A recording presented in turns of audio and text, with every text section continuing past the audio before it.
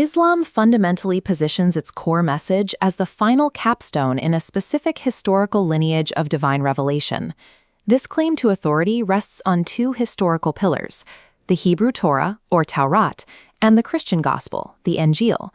While the Qur'an builds its legitimacy by validating these prior texts, its specific theological claims frequently contradict the very scriptures it affirms. This creates an abductive logical loop. If the Qur'an is true, then the previous scriptures must be true. But if those scriptures are true, then the Qur'an, which contradicts them, must be false. To evaluate this problem, we must compare the internal claims of the Qur'an against the external historical manuscript record. Theological coherence fails if a text requires its own foundational predecessors to be simultaneously authoritative and incorrect. Internally, the Qur'an maintains a consistently positive stance toward the previous scriptures. The text repeatedly uses the Arabic term musaddiq, which carries the weight of confirming or verifying something as true. This is not an isolated claim. The Qur'an uses the word musaddiq 18 separate times to verify the scriptures held by Jews and Christians. In Surah 5, verses 43 and 47, it commands them to judge matters using the revelation already in their possession. These commands were addressed to people living in the 7th century, contemporary with the Prophet Muhammad.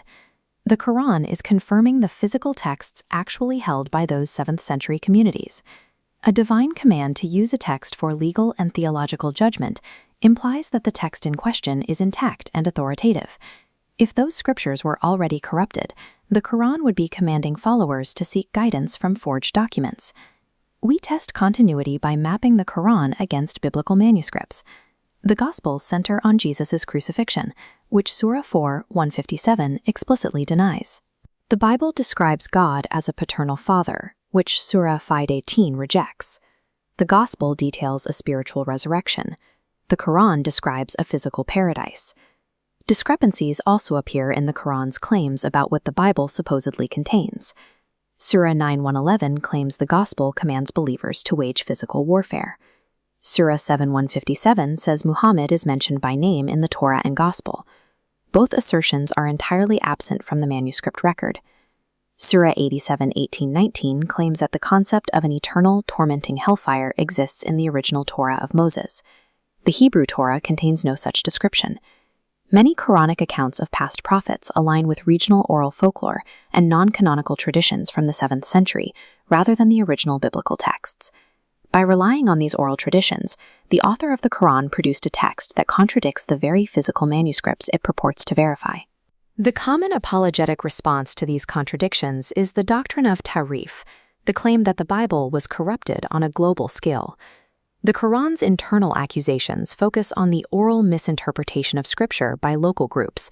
The modern claim of total manuscript rewriting is a later development. To test global corruption, we examine the geographic reality of 7th century religious communities. Universal corruption requires hostile, isolated sects across 3 continents to silently collude. They must have altered millions of manuscripts simultaneously across Greek, Latin, Syriac, and Gaia's languages. We have physical evidence that this did not happen, ancient manuscripts that predate the 7th century.